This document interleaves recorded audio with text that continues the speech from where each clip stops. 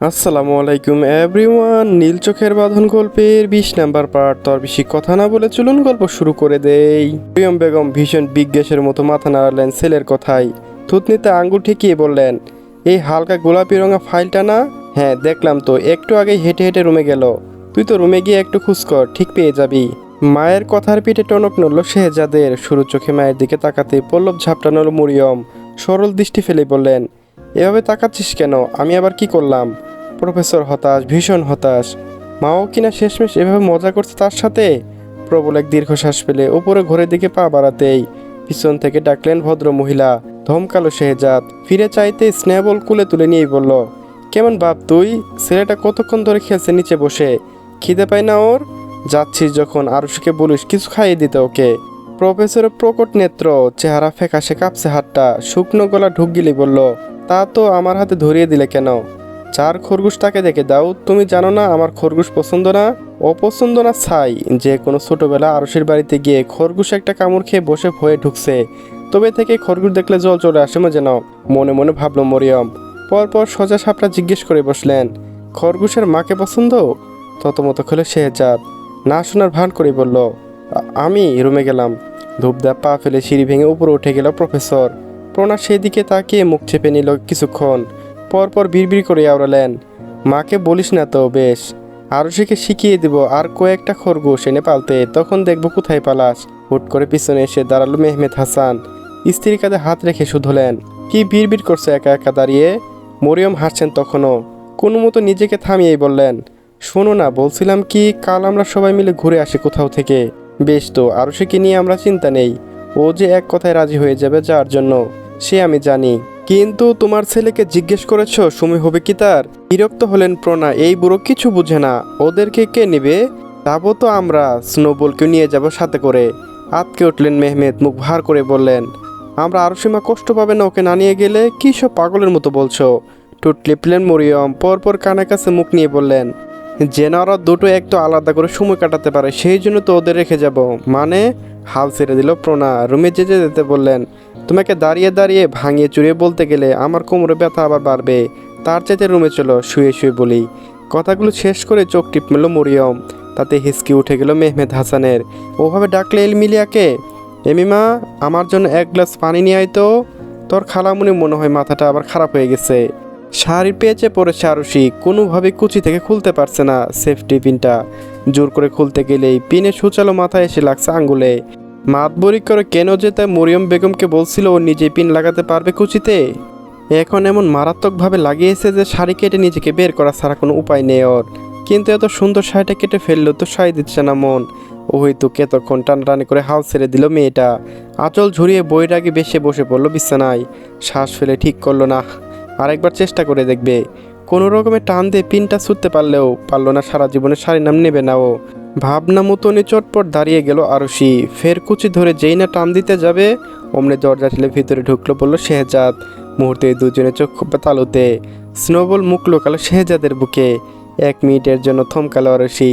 Zip কেটে পিছনে ঘুরে পরপর কোনঠায় নাক মুখ খিচে তড়িঘড়ি করে আওড়ালো, আপনি ভিতরে আসবেন, নক করে আসবেন না? প্রফেসরের তং বিরং ফিরল তখন। কিঞ্চিত ফাঁক হওয়া ঠোঁটের প্রসার তো কমে সরে এলো এক পাশে। স্নোবলকে ফ্লোরে নামিয়ে দিয়ে 1 পা 2 পা করে এগিয়ে এলো মেয়েটার কাছে। ভুনা নাচিয়ে বলল, নক করে আসলে কি করতে? খোলা পিঠে আরও গভীর শ্বাস দাপুটে সত্তায় আশ্রে পড়তেই শিহরিত হলো পাতলা গরদ। শরীরের লোম দাঁড়িয়ে গেল শটান। নিঃশ্বাস ভারী হলো প্রশ্নের পিঠে। পলাশ সাঙা গালে জড়তা। কোনো মতে গলার কাজটা পেঁচিয়ে ধরা জিতারে ঠেলে ঠুলে বলল, আমি সাবধান হতাম, আপনাকে লজ্জায় ফেলতাম না এভাবে। মুহূর্তে শুরু কোমরের দুপাশ গুলিয়ে হাত রাখলো প্রফেসর। শিউরে উঠল কিশোরী। পরপর একটানে মেয়েটাকে ঘুরিয়ে আনলো মুখের সামনে। আরও সে হচকচায়। অলিক শঙ্কায় দুরু দুরু কাঁপে বুকের ভিতর। ফেল ফেল চোখে চেয়ে দেখে ওই নিখুঁত মুখটা। উপরওয়ালা নিজের হাতে কত নিখুঁতভাবে বানিয়েছে এই মানুষটাকে। তাকিয়ে থাকলে কতক্ষণ একঘেয়েমি লাগে না, সারাদিন কথা শুনলে বিরক্ত লাগে না, বরং স্পন্দিত হয় বক্ষ মাঝে। আনন্দিত মস্তিষ্কে শত্রু রোগগুলো ঢোক গেল মেয়েটা। প্রফেসর জিজ্ঞেস করছে কিছু বোধ হয়, কিন্তু কানে বাজছে তখনকার বলা কথাগুলো, my dear patient, she is limited. চোখের সামনে চুমু খাওয়া সেই ক্ষণ, কত অল্প সময়ে একটা ঘটনা, অথচ কি দীর্ঘ তার রেশ। ঠিক সেই সময় আরশের সামনে হাঁটু হেঁড়ে বসে পড়ল শেহজাদ। শাড়ির কুচিতে হাত রাখলো, ভ্রম কাটলো শিশরীর। ঢোক গিল কণ্ঠের জবিবতা এড়াতে। আড়ষ্ট সত্তা কপাল চাপড়ালো লজ্জায়। ইস, কী সব ভাবছে ও? এই মানুষটার সামনে এলে সব মনে পড়ে কেন আরশির? কোচির পিনটা আমি খুলে দেই। ভারী সরে নড়ে উঠল আরশি। মনে পড়ল শেহজাদ কোথায় বসেছে। অমনি হাসপাস শুরু হলো ওর। প্রকম্পিত গলায় কোনো মতো বলল, আপনি ছেড়ে দিন, পিন খুলতে গেলে আঙুল লেগে যাবে আপনার, ব্যথা পাবেন আপনি। প্রফেসরের আনল শিথিল কথা শুনে উঠে দাঁড়ালো। ইচ্ছেটা বড্ড কৃমিও। উল্টো হাসকি সুরে আওড়ালো, তোমার কারণে ব্যথা পেলে উসপোষের দায়ভার তোমার, সারিয়ে দিয়ে একটু। অন্ধকারাচ্ছন্ন দেয়ালের রুমে ঠিকঠাক মাঝ বরাবর রাখা রেগিং চেয়ারে দুলছে এক কালো অবয়ব। বিদেশের গানে গুনগুন শব্দ ভেসে আসছে সেখান থেকে। মুখের আদল আবৃত্তি স্কেলিটন মাস্কের আড়ালে। কালো গ্লাভস পরা হাত, ধরে রাখা মোবাইল স্ক্রিন জুড়ে জ্বলজ্বল করছে একটা ছবি, আরশির ছবি। হালকা গোলাপি রঙা আঁচড়ে প্রতিটি ভাঁজে লুকিয়ে যার নিখুঁত সৌন্দর্য। নিভন্তর হেসে তাকিয়ে কারোর দিকে। ক্যামেরায় আসেনি সেই মানুষটি, জগতের খেয়ালবিহীন চোখ দুটো ফাঁকি দিয়ে তখনও তোলা হয়েছিল ছবিটা। হুট করে গুনগুন থামলো, আধর জোড়া প্রসারিত হলো দুই পাশে। অন্য হাতের আঙ্গুলগুলো ধীরে ধীরে ছুঁয়ে দিল ছবিটাকে।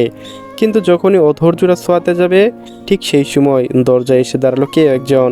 পশ্চিমা ভাষায় নতাজন হয়ে দাঁড়ালো। মেয়েটাকে আনতে পারলাম না, শুধু চিরকুটটায় দরজায় লাগিয়ে কোনো মতো জান নিয়ে পালিয়ে এসেছি। সূচক শব্দ করে চেয়ার ছেড়ে উঠলো আদি। মোবাইলটা জিন্সের পকেটে ঢুকিয়ে লম্বা পা ফেলে এগিয়ে এলো হাঁটু গেড়ে বসা লোকটার দিকে।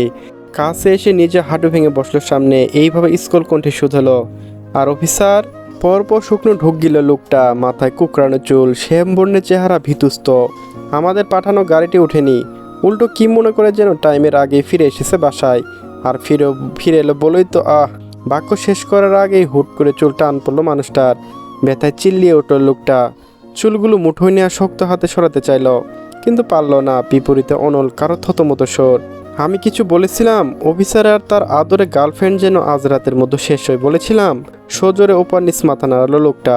ফ্যাকাশে মুখ ফেস ফেসে দৌড়ালো, আমি চেষ্টা করেছিলাম, কিন্তু সব পণ্ড করে দিল ওই অফিসারটা। বলা নেই কোয়া নেই, হুট করে এসে হাজির। মেয়েটাকে তুলে আনা তো দূর, ছুতো পর্যন্ত পারিনি ওর জন্য। লোকটা ছটফটালো খুব, কিন্তু ঠিক সেই সময় টের পেল গলায় কাছাকাছি স্পটে ঠান্ডা স্পর্শ। দৃষ্টি সেদিকে নিতে জমে গেল শরীর। হিমশীতল স্রোতে ভিজল শিরোদারা, চোখের তারা স্পষ্ট বিভ্রম্ব। অস্পষ্টে শুধালো, চাপাতির? শব্দ করে হাসলো আদি, মুঠো শক্ত করে পিছনে টানলো মাথাটা। চাপাতি? This your price babe for making stop when our was about to kiss her pretty face. কিন্তু আমি তো আপনার কথা মতো কাজ করেছি। দরকার হলে আবার চেষ্টা করব, প্লিজ আমাকে মারবেন না। পুরো নাম শেষ হওয়া ঠিক আগ মুহূর্তে ফিনফিনবত রক্ত ভিজল স্কলেটি মাকসা। পরপর কয়েক দফায় সেই রক্তের ফোয়ার শেষ হলো, এতেই রাঙামি থাকলো লোকটার। নিঃশব্দ উঠে দাঁড়ালো আদি। রুম থেকে বের হওয়ার সময় পা দিয়ে ঠেলা সরিয়ে দিল মেঝেতে পড়ে থাকা প্রাণহীন দেহটা। যারার ঘুমন্ত শরীর আয়নের বুকে, কান্না ভেজা ক্লান্ত চোখটা গাড়িতে বসতেই যেন লেগে এসেছে তোর। শুয়ে পড়েছে ওভাবেই। অফিসার ড্রাইভিং সিটে বসেনি, তাই গাড়ি চালাতে বলেছে অন্য এক পুলিশ কনস্টেবলকে।